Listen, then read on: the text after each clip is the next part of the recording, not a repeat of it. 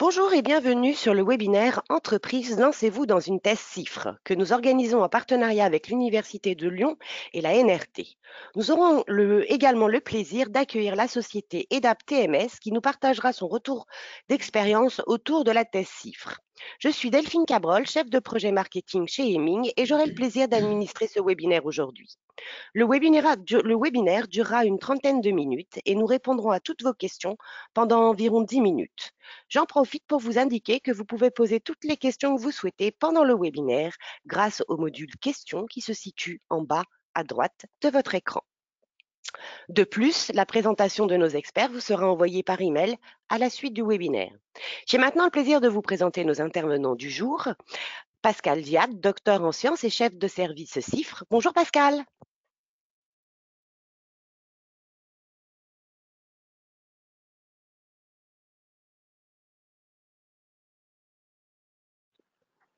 Vous nous entendez, Pascal? Oui, je vous entends. Eh bien, écoutez, je vous invite à vous présenter. Très bien, merci beaucoup. Merci Delphine. Bonjour à tous, Pascal Gia, chef de service CIFRE à la NRT. Je suis docteur en sciences, en physique. Je suis à ce poste depuis un peu plus de 4 ans. Voilà. Merci, Pascal. Je vous présente maintenant Gwenaëlle Gilbert, donc, qui est experte innovation et également docteur en sciences. Bonjour Gwenaëlle, et qui travaille chez Heming. Bonjour à tous, effectivement, Gwenaëlle Gilbert. Je suis également docteur en sciences et je travaille chez Heming depuis une dizaine d'années maintenant. Merci Gwenaëlle. Je vous présente maintenant Caroline Majinski, consultante innovation senior, qui travaille chez Heming également. Bonjour Caroline. Bonjour à toutes et à tous, enchantée d'être là avec vous pour ce webinaire. Comme Gwenaëlle, je suis consultante innovation, ingénieure génie biologique et je travaille chez Heming depuis 10 ans également. Merci Caroline. Maintenant, j'ai le plaisir de vous présenter Mathieu Nivon, relations entreprises pour le doctorat, et lui aussi, docteur en sciences. Bonjour Mathieu. Bonjour à toutes et tous, merci Delphine, ravi d'être avec vous. Je suis effectivement docteur en biologie et depuis 8 ans, je m'occupe des relations entreprises pour le doctorat à l'Université de Lyon.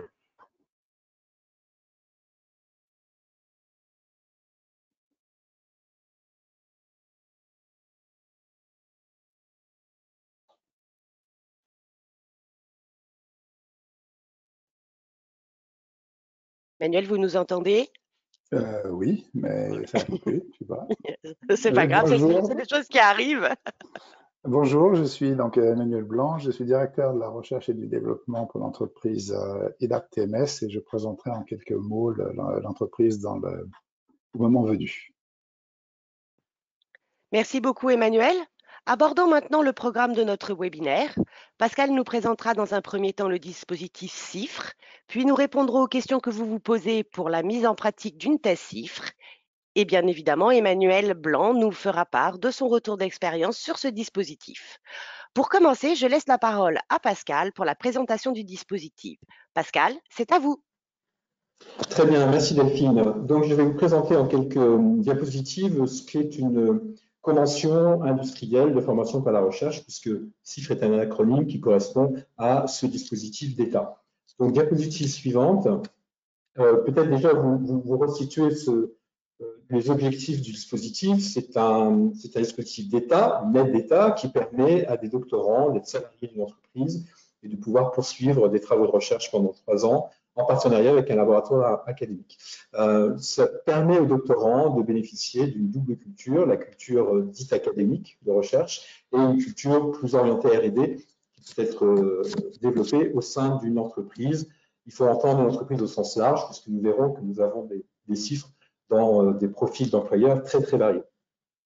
L'idée initiale, créée en 81, était de permettre de développer le partenariat public-privé au travers de la recherche, et notamment au niveau d'études doctorales. C'est un outil qui permet de créer de la valeur et de l'emploi, qui permet aussi d'accroître la compétitivité des entreprises, puisque vous allez rentrer dans un domaine de partenariat avec un laboratoire public qui va vous ouvrir des horizons extrêmement variés et très riches.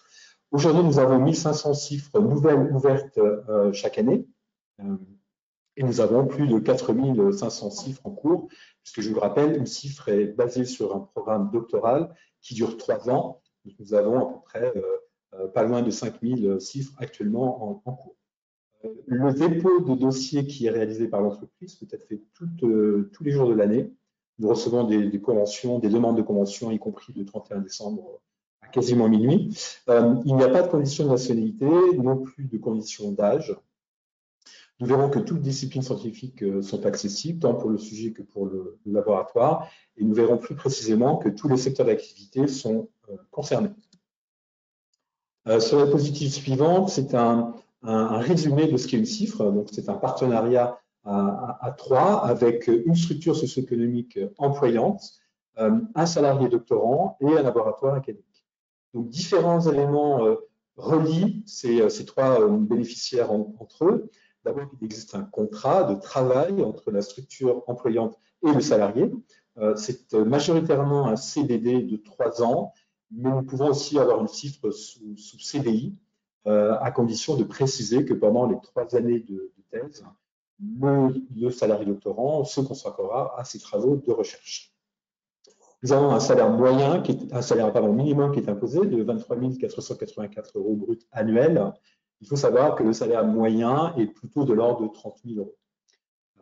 Enfin, le contrat de travail spécifie la mission qui est confiée au doctorant, qui est une mission de recherche, en ce sens que l'essentiel du temps du doctorant est vraiment consacré aux travaux de recherche. Et il s'agit de bien s'assurer que le temps est bien consacré à la recherche. Il existe ensuite un lien fort entre le salarié doctorant et le laboratoire académique, puisque il y a un contrat d'accueil qui est passé entre les deux entités, qui permet aux doctorants de pouvoir bénéficier de l'environnement de recherche académique et des outils mis à disposition, qui peuvent être des ordinateurs, des calculateurs très puissants, des bancs de mesure, de la paillasse ou des banques de données qui permettent d'étayer ces travaux de recherche. Le laboratoire académique est aussi le laboratoire où travaille le directeur de thèse, parce que nous sommes, encore une fois, dans une formation doctorale. Enfin, un lien également très fort qui relie la structure académique au laboratoire, qui est le contrat de collaboration. Ce contrat de collaboration, il est très important de bien l'établir en amont de la CIFRE. Pourquoi? Parce que ce contrat va signifier le lien entre l'entreprise et le laboratoire, lien en termes de brevet, dépôt de brevet, lien en termes de propriété intellectuelle. Et puis, il existe aussi un lien financier entre les deux structures, puisqu'il est d'usage que l'entreprise reverse au laboratoire une manne financière en compensation de l'utilisation du matériel et du savoir-faire au sens général, et des banques de données en particulier. Donc, le rôle de la NRT dans ce triptyque, auquel s'ajoute un quatrième partenaire qu'il ne s'agit pas d'oublier, qui est l'école doctorale, parce que nous sommes encore une fois dans le cadre d'une formation professionnelle, formation doctorale. Donc, le quatrième partie prenante de ce triptyque est l'école doctorale qui valide l'inscription du doctorant et qui assure au cours de l'année des formations complémentaires pour le doctorant. Donc, le rôle de la NRT est double, premièrement, et triple. Le premier rôle, c'est la promotion du dispositif, et je remplis ce rôle aujourd'hui dans ce séminaire qui nous réunit. Et puis, un rôle d'instruction des dossiers, c'est-à-dire de réception des demandes, d'en vérifier la conformité et de procéder à des expertises. 2 expertises, une expertise socio-économique et une expertise scientifique qui permettront d'asseoir la décision finale qui revient au comité d'évaluation et de suivi des chiffres, qui réunit la NRT et des membres du ministère en charge du dispositif, qui est aujourd'hui le MESRI, le ministère de l'Enseignement supérieur, de la Recherche et de l'Innovation. Donc, notre rôle est d'instruire ces dossiers, de statuer sur l'acceptation ou le refus des dossiers. Nous avons un taux de refus qui est très bas, parce qu'on a à peu près 15% de rejet, ce qui veut dire que nous avons de très bons dossiers, ça je tiens à le souligner. Et puis un rôle de gestion des dossiers, une fois que le dossier est accepté, qui est la gestion de la subvention. Ce que j'ai oublié de dire, c'est qu'il existe une subvention qui est versée à l'entreprise via la NRT, qui est une subvention de l'État, qui est de 14 000 € par an, donc 42 000 € à terme des 3 ans. C'est une trésorerie pure pour l'entreprise, puisque cette subvention n'est pas soumise à la TVA. Voilà notre rôle pour ce qui est de ce dispositif. Et pendant 3 ans, nous accompagnons les travaux, en ce sens que nous versons la subvention sur un rythme trimestriel par les factures de l'entreprise. Pour vous, entreprise, je pense que l'essentiel de l'auditoire est constitué d'entreprises. Vous avez pas mal d'avantages, vraiment des avantages à embaucher un doctorant sur ce dispositif. D'abord, c'est vous doter d'une ressource humaine extrêmement performante. Vous allez embaucher un doctorant qui est de grade master, c'est-à-dire qui est soit diplômé d'un master de recherche, d'un master, parce qu'il n'y a plus de master de recherche, ni de master appliqué. Donc, grade master, école d'ingénieur, école de commerce. Nous acceptons évidemment les étudiants de nationalité étrangère et les diplômes étrangers sont validés dans la mesure où ils sont reconnus de grade master. Donc, vous avez vraiment une manne humaine qui est extrêmement riche et qui est à la pointe de la technique qui vous concerne. Vous allez pouvoir apprécier la collaboration avec le laboratoire au travers du doctorant ou de la doctorante, puisque, encore une fois, le salarié doctorant va passer son temps entre vous et le laboratoire académique. Il va servir de passerelle entre les deux mondes. Il va nourrir ce partenariat public-privé auquel je faisais référence au début de cette intervention. Il va aussi vous permettre d'intégrer des compétences et d'internaliser des compétences qui proviennent de la collaboration avec le laboratoire académique. Il vous permet aussi, ce dispositif, de vous ouvrir des champs nouveaux d'application de recherche que peut proposer le laboratoire académique. Et enfin, il vous permet de sécuriser la R&D, puisque ce personnel est vraiment dédié à ces travaux de recherche et il va à 100% consacrer son temps à cette problématique qui vous concerne et qui concerne le laboratoire partenaire. Je présente ici l'évolution du dispositif sur les 20 dernières années. On voit qu'on a une montée en puissance à la fois de la dotation ministérielle, qui est ici, qui correspond à l'objectif, qui est en bleu, qui correspond à chaque année à une dotation que vous voyez quasiment en perpétuelle croissance, à part quelques petits accidents de parcours qui correspondent à des crises économiques assez notoires. On voit qu'on a une évolution également de la demande. Jusqu'en 2009, on a une bonne adéquation entre l'objectif, les chiffres alloués et la demande. On voit qu'à partir de 2009, on a un accroissement considérable du nombre de demandes qui chute ensuite pendant quelques années suite à la crise de 2008-2009 pour repartir à la hausse depuis 2014 avec, vous voyez, une croissance quasi linéaire des demandes de CIFRE et je dirais une croissance très modérée de l'allocation budgétaire ministérielle puisque nous sommes passés en quelques années de 1300 à 1450 et 1500 CIFRE cette année. Voilà donc l'évolution des CIFRE au cours de ces différentes années.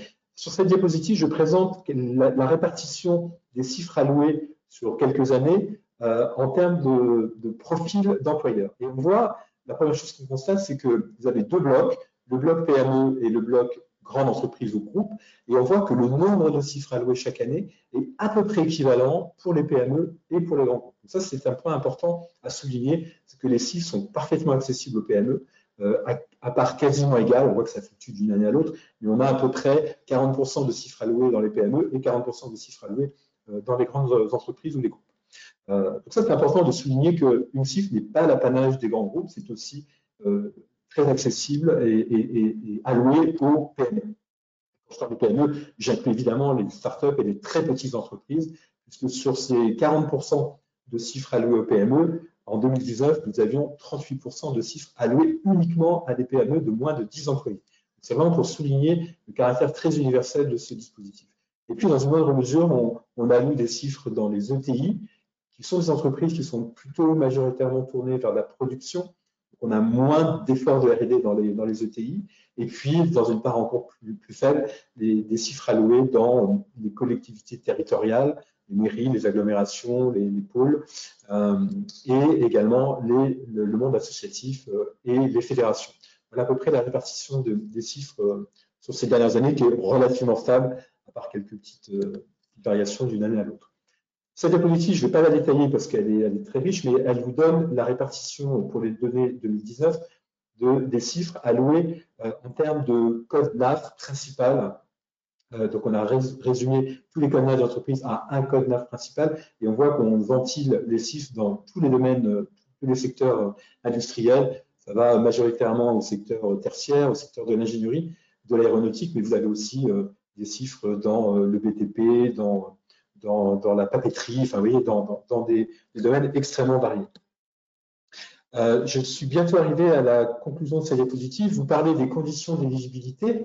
Donc, c'est ce qu'on vérifie lorsqu'on reçoit les dossiers. Le candidat doit être titulaire, ça je l'ai dit, d'un diplôme de grade master. Il ne peut pas être responsable depuis plus de 9 mois au moment où vous déposez le dossier. Il ne peut pas non plus être salarié d'entreprise depuis plus de 9 mois au moment où vous déposez le dossier. Et ça, c'est important de souligner ces deux points-là, puisque le dispositif a pour vocation d'être alloué à des doctorants débutants. Il ne s'agit pas de doctorants qui ont déjà une expérience de thèse inachevée, mais aussi à de très jeunes salariés, puisque l'entreprise qui dépose la CIF ne peut pas avoir salarié de doctorants depuis plus de 9 mois. Ça, ce sont des points de conditions d'octroi que je vous encourage à aller consulter sur le site de l'ANRT, mais sur lesquels nous sommes très stricts en termes d'application. Nous ne prenons pas en compte, bien évidemment, la période passée à l'entreprise pour ce qui est du stage ou de l'apprentissage ou des formes d'emploi en alternance. L'entreprise doit être implantée en France, sur le territoire français. Il n'y a pas de leçon de taille, comme je vous l'ai montré. Il y a quand même deux conditions à respecter, c'est que sa mission principale ne dépend pas du code de la recherche ou du code de l'enseignement supérieur. En gros, une école d'ingénieur qui délivre des diplômes de Grand Master ne peut pas embaucher une CIF à son propre compte.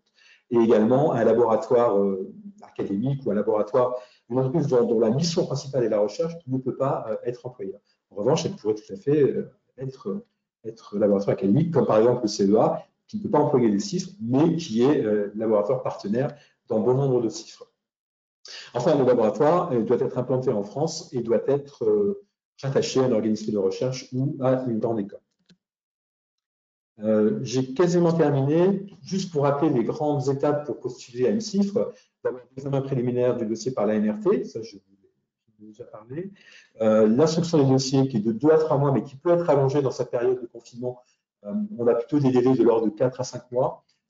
2 expertises, je rappelle, réalisées. Une expertise socio-économique qui est mandatée par la Direction régionale de la recherche et de la technologie de la région d'embauche, et une expertise scientifique qui est réalisée par un chercheur du monde académique qui est dans le domaine du sujet considéré. Et enfin, une décision du comité d'évaluation et de suivi. Nous avons un comité par mois et nous statuons sur l'ensemble des CIFRE qui répondent aux critères d'éligibilité et qui ont été expertisés. Je vous encourage à aller sur le site de l'ANRT, sur lequel vous trouverez toutes les informations, donc www.nrt.so.fr.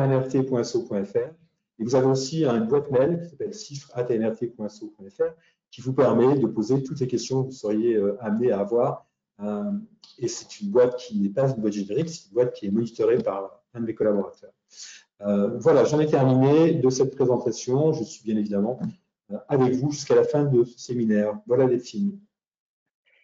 Merci beaucoup, Pascal, pour la présentation de ce dispositif. Je laisse maintenant la parole à l'Université de Lyon et à Heming, à savoir Gwenaëlle, Caroline et Mathieu, qui vont vous présenter la mise en pratique d'une thèse CIFRE. C'est à vous. Merci Delphine, merci Pascal. Comme vient de le présenter Pascal, la thèse CIFRE est réalisée par un doctorant qui est encadré par 2 parties, que sont l'entreprise et le laboratoire académique. Nous allons présenter les rôles de ces 2 parties, en commençant par ceux du laboratoire académique. Mathieu, est-ce que je peux te solliciter pour répondre à ces premières questions? Oui. Alors, tout d'abord, peux-tu nous indiquer si un laboratoire étranger peut participer à une thèse CIFRE? Alors oui, c'est tout à fait possible. Seulement, ce laboratoire doit arriver en appui d'un laboratoire français.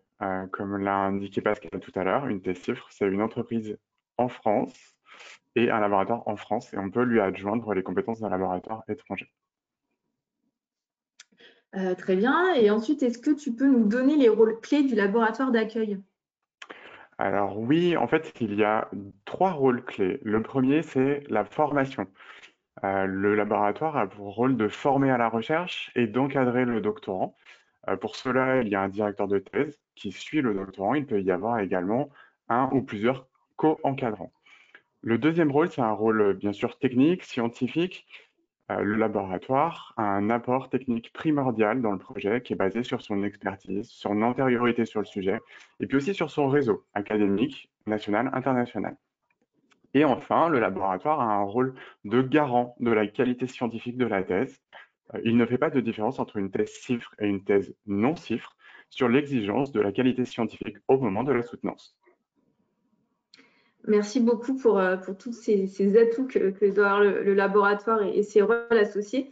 Du coup, comment on peut sélectionner le meilleur laboratoire partenaire? Alors, dans un premier temps, il faut prioriser ses attentes. Quels sont les besoins techniques, scientifiques, en termes de localisation également. Et puis, à partir de ce cahier des charges, rechercher le laboratoire.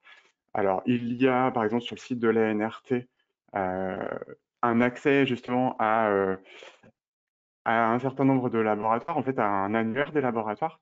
Vous pouvez aussi en trouver auprès des organismes de recherche ou auprès des universités en direct. Merci beaucoup, Mathieu. Pour continuer, nous allons discuter des rôles de l'entreprise. Et pour cela, je vais en discuter avec Gwenaëlle. Gwenaëlle, déjà, première question. Est-ce qu'il est possible d'accueillir une thèse dans une entreprise si on n'a pas de profil docteur dans ses équipes d'innovation? Oui, effectivement, tout à fait, Mathieu, c'est tout à fait possible puisqu'il n'y a pas de condition de diplôme en tant que tel au sein de l'entreprise nécessaire à avoir.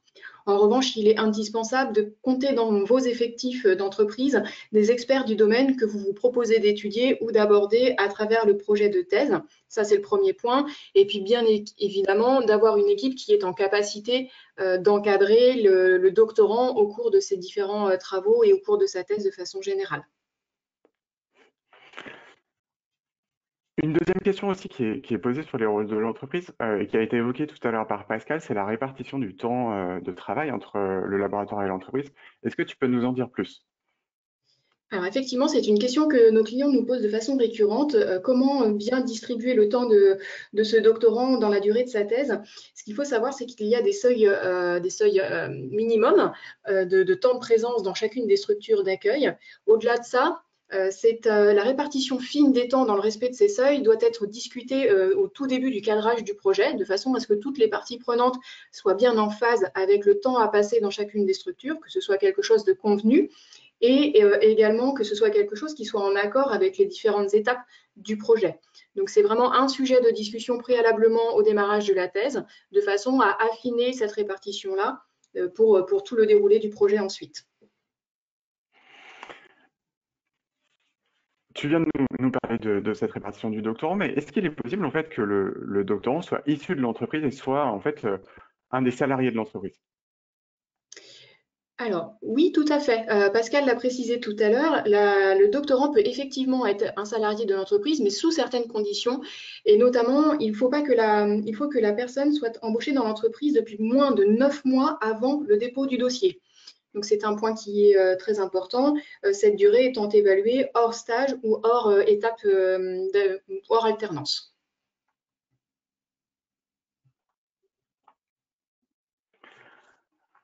Merci Gwenaëlle pour cette réponse. Je vous propose qu'on passe après sur la réciprocité d'intérêt entre le laboratoire, le doctorant et l'entreprise. Oui, tout à fait. Caroline, je pense que c'est… Excusez-moi, j'ai le question de micro. Merci pour cette introduction. Donc, pour que la thèse CIFRE soit bénéfique pour les trois parties, chacune doit pouvoir trouver ses avantages. Mathieu, concernant le laboratoire, peux-tu nous indiquer ses intérêts et attentes, s'il te plaît? Alors oui, en effet, le laboratoire, son premier intérêt, c'est de pouvoir valoriser son expertise, valoriser ses recherches, et puis aussi avoir accès à un terrain d'études entreprise qui est souvent plus appliqué du terrain d'études qu'il a habituellement. Un deuxième intérêt, c'est de pouvoir diversifier ses sources de financement. En s'appuyant sur cette collaboration, il a accès à des financements auxquels il n'a pas accès en règle générale. Et le dernier point, c'est un intérêt de notoriété. De travailler avec une entreprise ou avec plusieurs entreprises permet de travailler en réseau et de développer sa notoriété. Caroline, est-ce que toi, tu peux nous parler des intérêts et des attentes de l'entreprise? Oui, tout à fait. Alors, c'est vrai que Pascal a déjà abordé ce point, mais pour résumer, une entreprise a tout intérêt à s'engager dans une thèse CIFRE pour différentes raisons. La première, ça va être de bénéficier d'expertise de pointe à travers sa collaboration avec un laboratoire de recherche. Il y a des échanges avec les chercheurs ou l'accès à des équipements de pointe qui sont coûteux.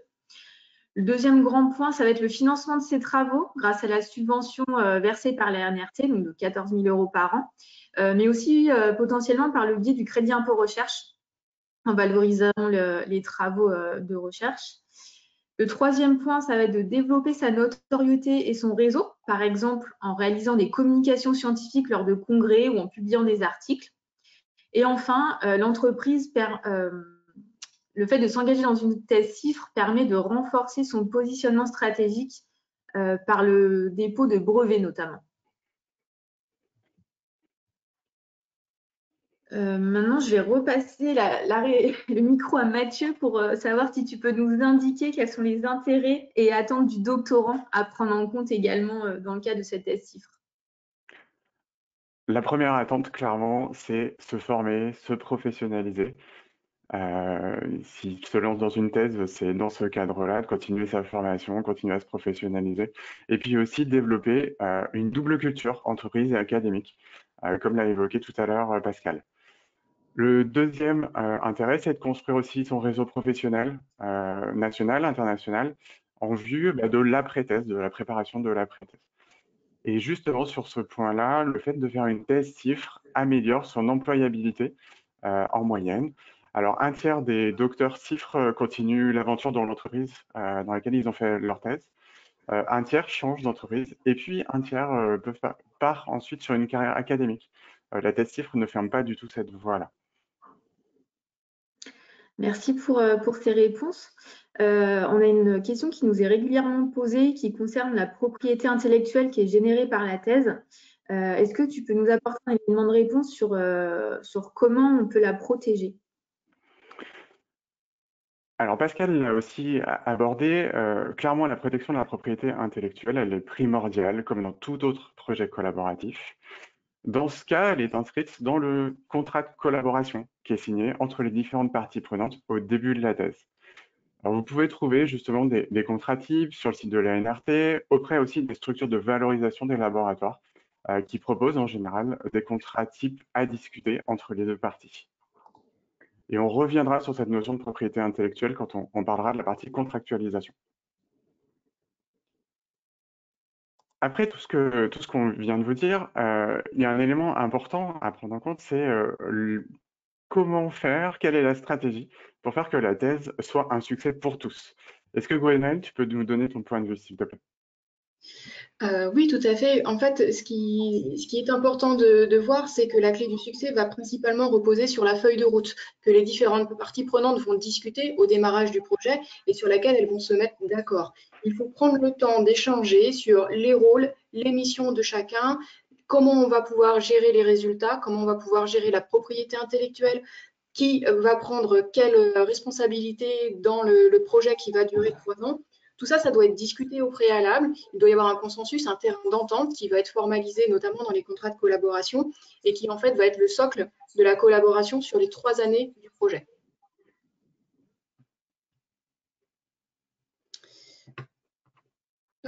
Alors, on a abordé le dispositif, les rôles et les redevabilités quelque part de chacun pour que tout fonctionne bien et que chacun ait un bénéfice sur le déroulé de cette thèse. On va rentrer maintenant dans un volet plus, on va dire, concret de cette mise en pratique, ou en tout cas plus pragmatique, et dans un premier temps, dans un volet financier. Caroline, est-ce que tu pourrais nous préciser quels sont les coûts salariaux liés à l'embauche du doctorant dans l'entreprise? Et notamment, quel est son salaire? Oui, alors tout à fait. C'est vrai que Pascal l'a évoqué tout à l'heure. Donc, il y a un salaire minimum annuel brut qui est fixé à 23 484 € par an. Mais il est à négocier entre le doctorant et l'entreprise. On observe plutôt en moyenne un salaire annuel brut qui est plutôt autour de 30 KE par an. Et quel est le coût global du doctorant dans ce cas-là? Alors, le doctorant est un salarié de l'entreprise à part entière. Comme on l'a vu tout à l'heure, il peut être soit en CDD de 3 ans, soit en CDI. Il a donc un salaire chargé auquel peuvent s'ajouter des accessoires de rémunération comme l'intéressement, la participation ou bien une prime. D'accord. Merci Caroline pour toutes ces précisions sur les coûts salariaux. J'imagine qu'au-delà des coûts liés aux doctorants, il y a probablement d'autres coûts à évaluer ou à anticiper dans le cadre de la thèse. Quels seraient ces coûts de fonctionnement? Alors oui, c'est important d'anticiper ces coûts dans le budget parce qu'ils ne sont pas négligeables.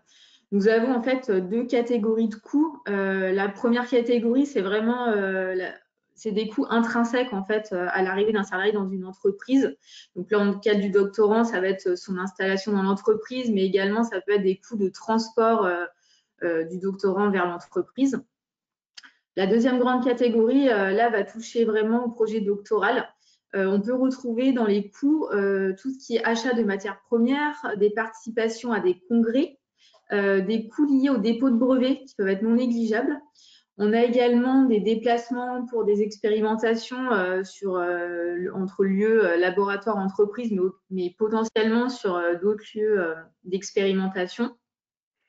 Également, il ne faut pas oublier les prestations de recherche qui sont réalisées par le laboratoire de recherche, voire d'autres sous-traitants. Donc, ça fait pas mal de choses à prévoir. Et on préconise en fait de discuter de tous ces coûts au préalable et notamment de fixer les décisions conjointes dans le contrat de collaboration qui est donc à signer entre l'entreprise et le laboratoire. Merci Caroline pour tous ces éléments.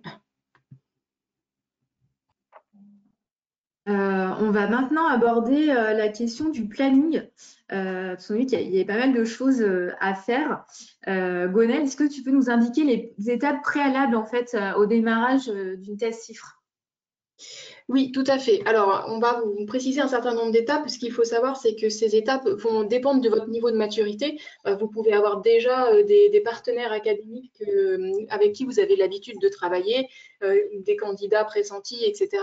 Et les tâches les étapes, pas forcément une visée chronologique dans la présentation. Dans tous les cas, malgré tout, il faudra commencer votre projet de thèse par mûrir votre projet et définir ce dont vous avez besoin. On ne pourra pas faire une thèse sans un projet qui soit solide, avec des assets assez forts au niveau de l'entreprise. Donc voilà, bien mûrir votre projet. Identifier les bons partenaires. On a discuté un petit peu avant de comment sélectionner le laboratoire d'accueil. Il est important de trouver le bon partenaire pour conduire avec vous votre projet doctoral, même si ce n'est pas le laboratoire avec lequel vous avez l'habitude de travailler. Il faut vraiment trouver celui qui va porter les compétences techniques et scientifiques pour répondre aux besoins et aux projets que vous avez identifiés et fléchés. Ensuite, on a déjà largement évoqué ce sujet-là, mais il est fondamental de déterminer quel va être votre cadre de travail collaboratif avec le laboratoire, de façon à pouvoir envisager la suite des étapes sereinement. Bien identifier le candidat qui va vous permettre de transformer l'essai et de réaliser le projet. Et puis, bien évidemment, comme Pascal l'a dit précédemment, monter et soumettre le dossier auprès de la NRT de façon à pouvoir bénéficier de la subvention de recherche et du dispositif de la CIFRE. Et enfin, formaliser les contrats dans les délais impartis que nous verrons tout à l'heure. Merci Gonel pour ces détails. On a une question qui nous revient régulièrement de la part de nos clients, à savoir, est-ce qu'un projet peut commencer avant le dépôt du dossier? Est-ce que Mathieu, tu peux nous répondre sur ce point, s'il te plaît? Alors, le projet, oui, mais pas la thèse, puisque elle ne pourra débuter qu'après le retour positif de la NRT. Le projet peut être initié en amont, alors au travers d'études de faisabilité, en interne à l'entreprise ou en interne au laboratoire.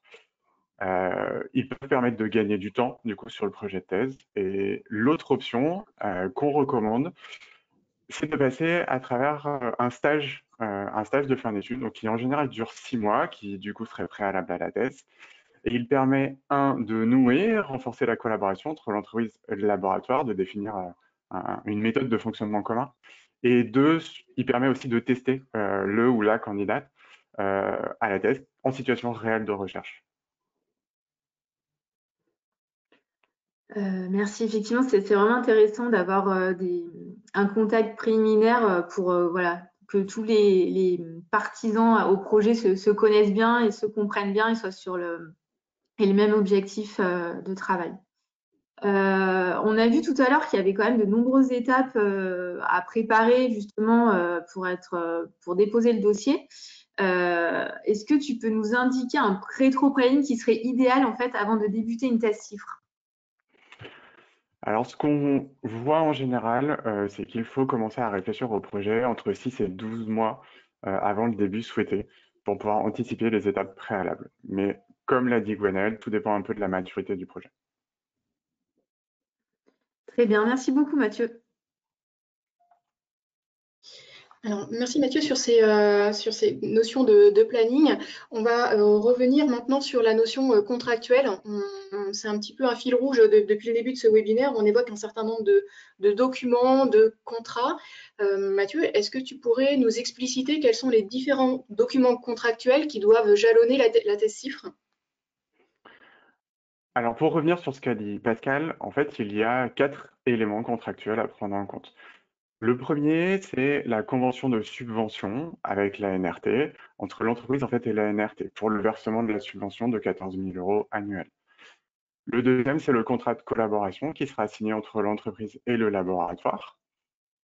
Le troisième, le contrat de travail du doctorant, mais également à prendre en compte peut-être le besoin d'une autorisation de travail, si le doctorant est d'origine étrangère et qu'il a besoin d'une autorisation de travail sur le territoire français.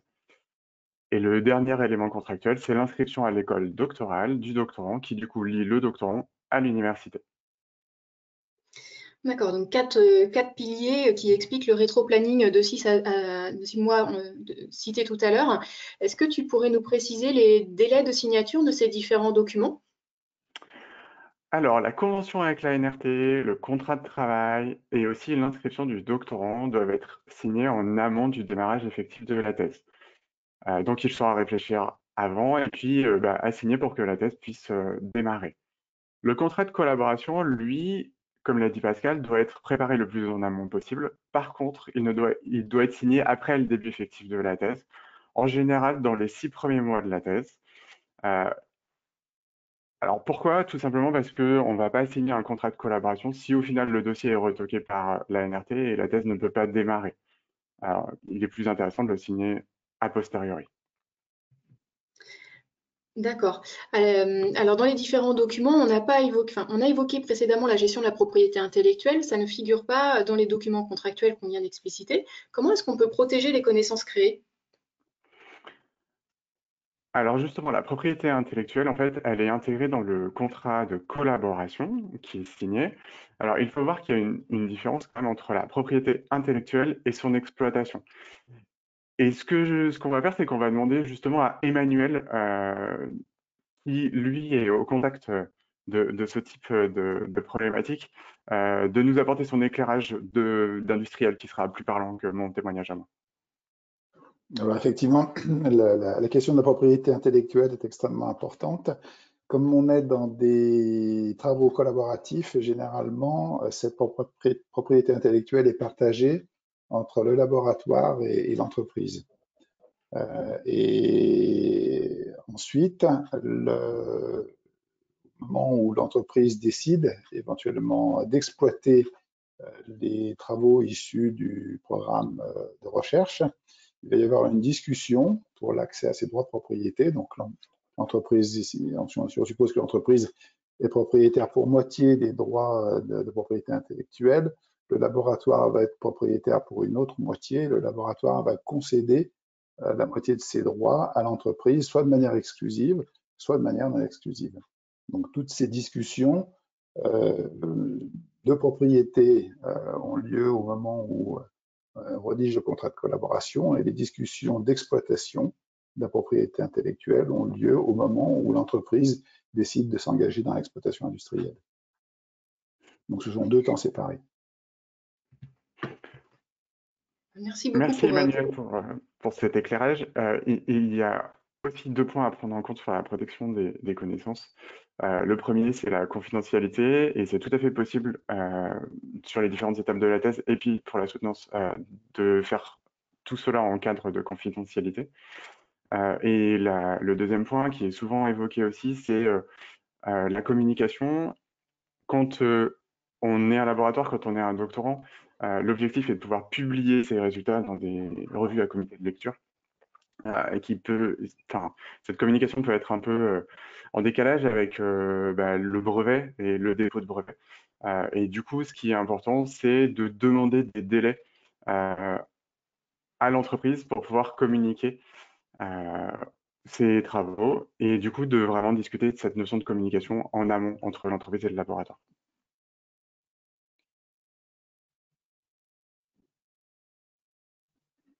Merci beaucoup pour toutes ces réponses fort intéressantes. Je vous propose donc maintenant de passer au partage d'expérience d'Emmanuel Blanc. Emmanuel, c'est à vous. Merci. Donc, je suis directeur recherche et développement d'une entreprise qui fabrique des dispositifs médicaux de thérapie mini-invasive. Ce sont des appareils qui vont permettre de réaliser des soins chez les patients en utilisant des ondes de choc acoustique, en utilisant des ultrasons.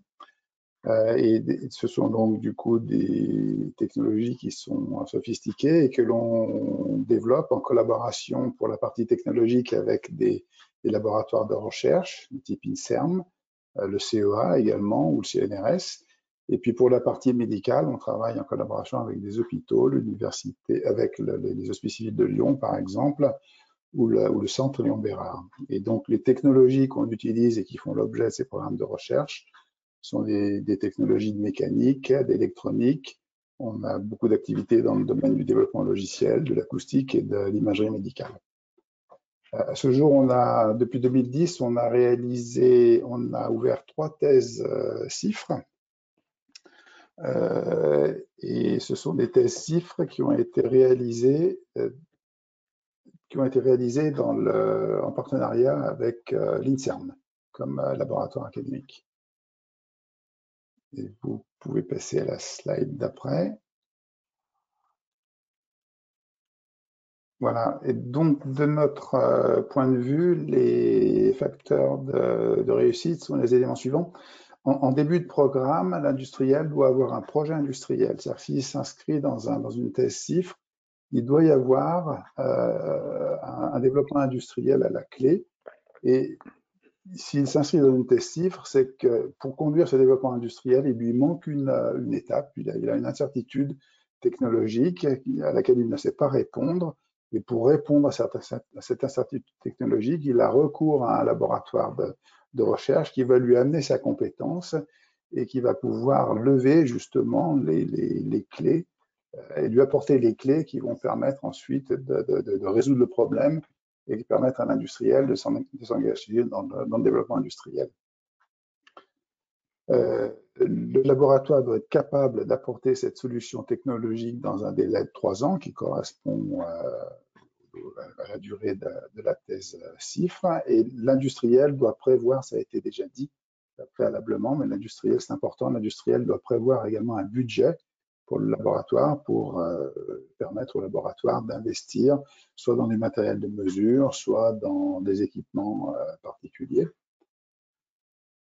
Ensuite, dans le déroulé du programme, il est important d'établir un planning qui va permettre de cadrer les 3 années de travail et ensuite de suivre sur un rythme trimestriel ou éventuellement semestriel l'avancée des travaux de manière à ce que et le laboratoire et l'industriel aient une bonne vision du déroulé du programme. Et il est important également qu'il y ait un certain équilibre entre les activités académiques et les activités industrielles. Et pour assurer cet équilibre, c'est intéressant pour l'entreprise de partager ses moyens. Donc, si l'entreprise est équipée de laboratoires avec de moyens de tests spécifiques, c'est intéressant de les mettre à disposition du chercheur, de les mettre à disposition du laboratoire académique. Ça va permettre aux chercheurs CIFRE de venir dans l'entreprise pour réaliser des tests avec des outillages de tests qui sont spécifiques aux produits développés par l'entreprise. Et puis enfin, à la fin, la finalité pour l'entreprise, ça doit être de s'orienter vers un go-no-go industriel. Enfin, en tous les cas, d'être dans une position de pouvoir prendre une décision sur le devenir de cette technologie, sur le devenir du produit. Et si la décision est positive, normalement, ça doit se traduire par l'embauche du chercheur. En ce qui concerne les risques, Le risque essentiel, de mon point de vue, c'est de sous-estimer le temps qui est requis pour la mise en place de la relation entre le laboratoire et l'entreprise. Le laboratoire n'a pas forcément une bonne vision de ce que représentent les contraintes industrielles et inversement, l'entreprise n'a pas forcément une bonne vision de ce que c'est qu'un travail de recherche et donc des incertitudes et du flou qu'il peut y avoir dans le déroulé du programme. Et puis ensuite, il y a comme dans toute relation collaborative, il y a bien entendu un temps nécessaire pour établir des relations contractuelles et les relations humaines. Il est important également que le chercheur soit piloté par les deux entités, c'est-à-dire qu'il y ait du côté du laboratoire, il y a un directeur de recherche qui suive très précisément les travaux du chercheur CIFRE, et du côté industriel également, il doit y avoir un référent qui va donner son point de vue sur le déroulé du programme et éventuellement orienter le programme pour le maintenir dans une connotation industrielle. Il ne faut pas oublier également les questions de transfert industriel. L'objectif, de mon point de vue, d'une thèse CIFRE, c'est de pouvoir arriver à un go-no-go industriel. Et donc, du coup, ce serait extrêmement frustrant d'avoir un programme qui se déroule sur 3 ans, d'avoir un travail de recherche qui a donné des résultats. Mais c'est vrai que ça, l'industriel n'est pas capable de dire, sur la base de ces résultats, si il peut s'engager dans un développement industriel, c'est-à-dire si l'activité de recherche est industrialisable ou pas. Et donc, s'il ne peut pas prendre cette décision, il ne saura pas quoi faire finalement de ses travaux de recherche. C'est du temps perdu. Et puis, il doit y avoir également un bon équilibre entre les activités industrielles, les activités académiques. En particulier, le chercheur doit être connu dans le laboratoire, il doit être connu également dans l'entreprise, et de manière à ce que ses travaux s'inscrivent très précisément dans la stratégie de l'entreprise. Et puis ensuite, le dernier point qui est critique, c'est de trouver le bon candidat. Et le bon candidat, c'est un ingénieur, enfin pour une thèse scientifique en tous les cas, c'est un ingénieur qui a un goût pour la recherche, pour son application industrielle, et c'est un goût qui doit être objectivé par des expériences passées. Je reprends l'idée du stage préalable à thèse CIFRE, c'est extrêmement important. Ça permet d'évaluer le candidat pendant une période de 6 mois et de s'assurer qu'effectivement, il a bien les capacités à conduire un travail de recherche. Et puis ensuite, bien entendu, le dernier point, c'est le candidat idéal. C'est un candidat qui est animé par la passion pour le sujet proposé. Et ça, c'est un gage de succès à coup sûr. Un grand Voilà. merci Emmanuel pour votre retour d'expérience sur le CIFRE. Nous allons passer à la partie questions-réponses et j'ai de nombreuses questions qui sont arrivées via le module questions et je vous en remercie. On va commencer par une première question qui est: la subvention de 14 000 € par an est-elle cumulable avec d'autres aides? Si oui, lesquelles? Je peux peut-être poser la question à nos experts Émigne, Caroline et Gwenaëlle.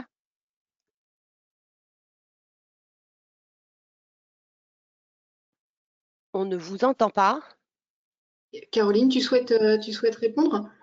Oui, en fait, c'est un élément de réponse qu'on a discuté tout à l'heure, où effectivement, il y a cette subvention qui permet de financer une partie des travaux. Mais il y a également le dispositif du crédit impôt recherche qui permet en fait un autre financement, en fait, de compléter le financement de la NRT pour permettre de financer une autre partie du projet doctoral avec, donc, par rapport au crédit impôt recherche, différents postes de dépenses qui sont valorisables, aussi bien les frais de personnel, tout ce qui va être lié à l'amortissement de matériel, l'utilisation de ces matériels, la sous-traitance, mais également tout ce qui va être lié à la veille technologique, donc par exemple quand il y a des participations à des congrès. Effectivement, le principe étant de respecter le fait de ne pas bénéficier d'une double aide directe et indirecte sur des mêmes postes de dépenses. Donc, bien analyser tout ça. Et si on se place sur d'autres types de subventions, certaines ne vont pas avoir les mêmes objectifs ou les mêmes modalités de financement ou les mêmes postes de financement. Donc, à chaque fois, c'est du cas par cas pour bien vérifier tout ça. Merci beaucoup pour vos réponses. J'ai une autre question qui vient d'arriver. Est-il possible d'avoir une liste des laboratoires agréés ou de savoir si un laboratoire sera approuvé avant de lancer toutes les formalités de la thèse CIFRE? Je pense que cette question est pour Pascal. Oui, alors il n'y a pas de labellisation laboratoire CIFRE. Ce qui est important, c'est que le laboratoire soit un laboratoire reconnu, établi sur le sol français pour ce qui est du laboratoire principal, qu'il soit rattaché à une école doctorale ou rattaché à une université, qu'il soit rattaché à un organisme de recherche ou à une école de commerce ou une école d'ingénieur. Donc, vous ne pouvez pas trouver une labellisation CIFRE. En revanche, si vous allez sur le site de l'ANRT, ce qu'a précisé Mathieu, vous avez l'annuaire du ministère qui est en ligne, qui vous permet de sélectionner un laboratoire en termes de domaine principal d'activité. Merci beaucoup, Pascal. Une troisième question, la crise actuelle a-t-elle un impact à la hausse ou à la baisse sur le nombre de dossiers? En d'autres termes, y a-t-il plus ou moins de doctorants en recherche d'une structure d'accueil? Pascal, c'est peut-être une question pour vous. Oui, alors je reprends la parole. Oui, effectivement, ce qu'on constate, c'est qu'aujourd'hui, nous avons à peu près 13%, 12 à 13% de baisse de demande sur 2020 comparé à 2019. Ce qui montre que plusieurs choses. D'abord, qu'il y a un effet tout à fait notoire de la crise que nous traversons, avec des points très saillants au moment du premier confinement, avec une chute de 40% des demandes, qui ensuite se sont rattrapées, si j'ose dire, sur le reste de l'année. On va finir l'année probablement avec une baisse de 12 à 13%. Ce qui marque quand même une baisse conséquente si on considère une augmentation observée depuis plusieurs années qui est de l'ordre de 5 à 6, voire 7% par an. Donc on voit qu'il y a un effet clairement notoire de la crise que nous traversons aujourd'hui. Quant à l'impact pour les années à venir, il nous est très difficile d'avoir une première estimation aujourd'hui. On a interrogé nos bénéficiaires qui nous répondent que dans une majorité des cas, les efforts de R&D seront maintenus, mais beaucoup d'incertitudes sur l'avenir.